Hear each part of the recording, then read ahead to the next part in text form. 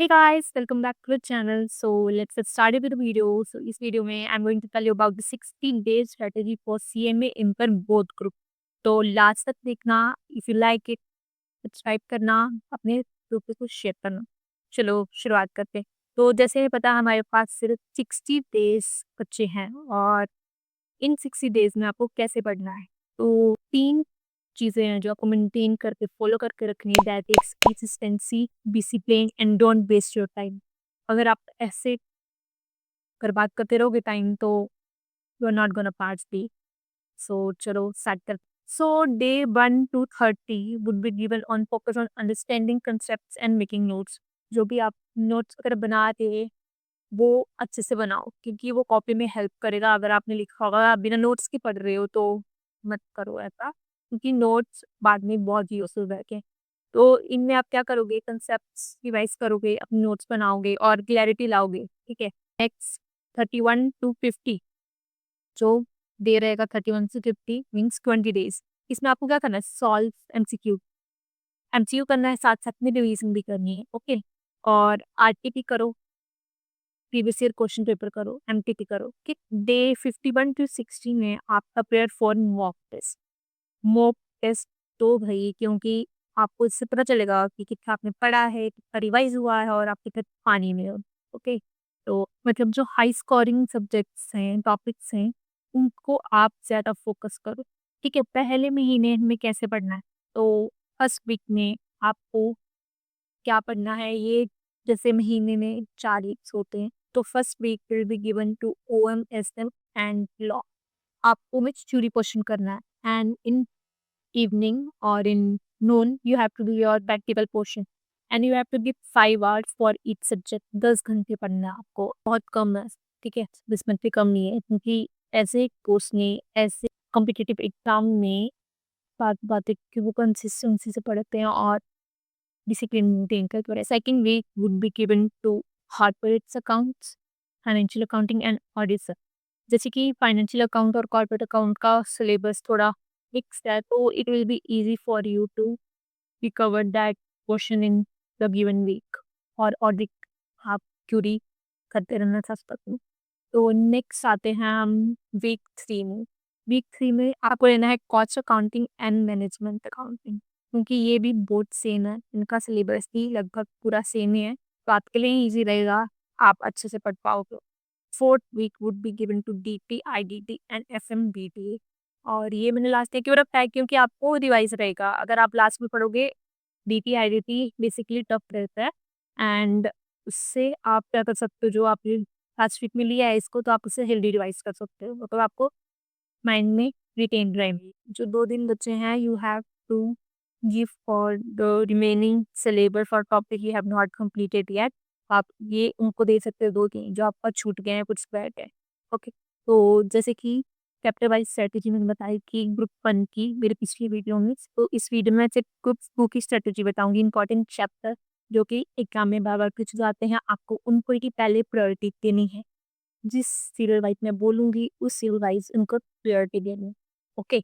तो मेरी 4 पेपर होते हैं, that is ONSN, corporate accounts and audit, FMBDA and last one is management accounts. तो स्टार्टिंग विद ओएनएसएन आपको चैप्टर्स को सीरियल वाइज फॉलो करना है।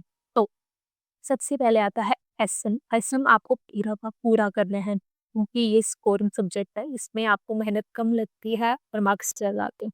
ठीक है। तो एसएम आपको जितने 4 चैप्टर हैं, you have to do all. Okay. उसको अच्छे से कर लो। नेक्स्ट हम आते हैं ओएम। ओएम में सबसे पहला चैप्टर आपको प्रायोरिटी देनी है प्रोजेक्ट मैनेजमेंट। ठीक है।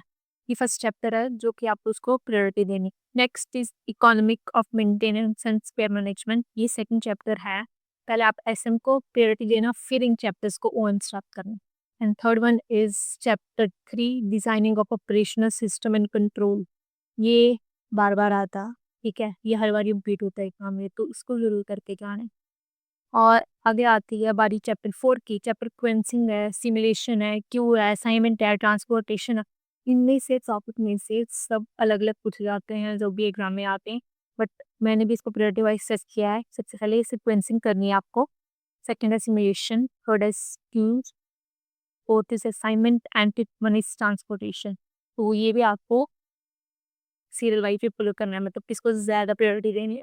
ओके, तो अगला आता है हमारा ऑपरेशनल प्लान, जिसमें डिमांड फोरकास्टिंग पूछा जा रहा है, रेगुलरली पूछा जा रहा है, तो आप डिमांड फोरकास्टिंग इम्पोर्टेंट मार्क कर लो, ये आएगा ही आएगा इसमें से। थ्योरी के लिए चैप्टर चैप्टर नंबर बोल रही हूँ, बुक का तो आपको पता होगा, चैप्टर 3, चैप्टर 2, चैप्टर 1, चैप्टर 7 और chapter 5।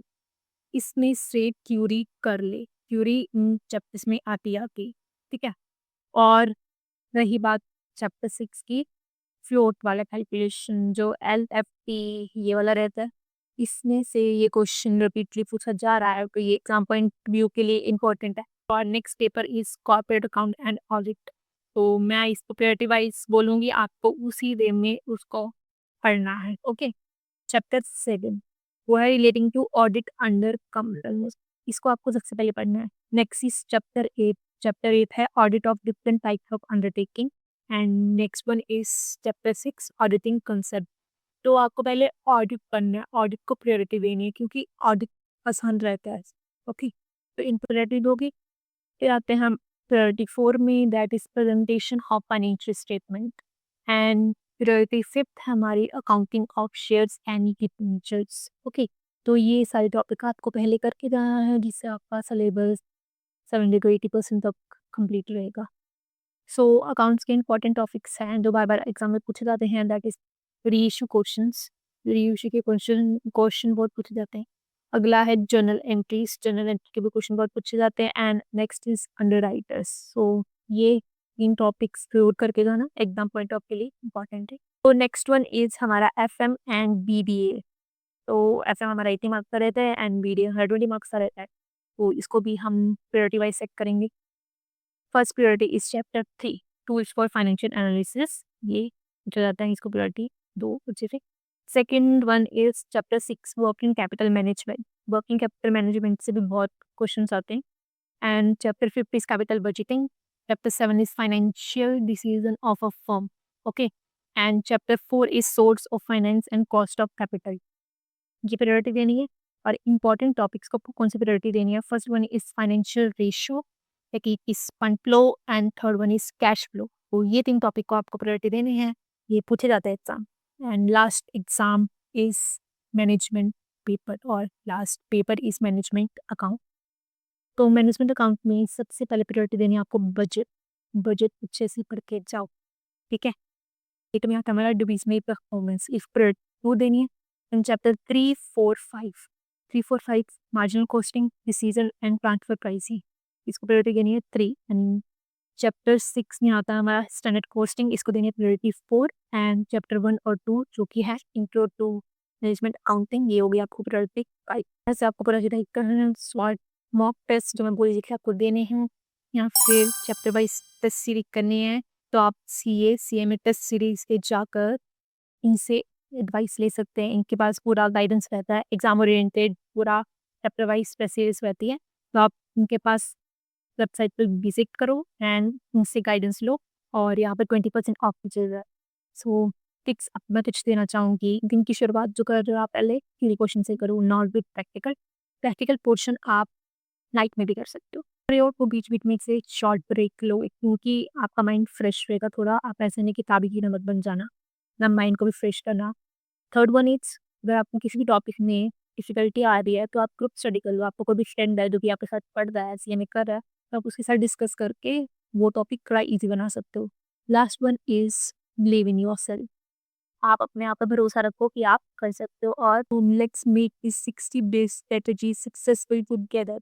And if you found this video helpful, informative, do share it with your friend. And if you need help, do ask me in the comment section. I will reply. And see you in the next video. Till then, keep hustling the future.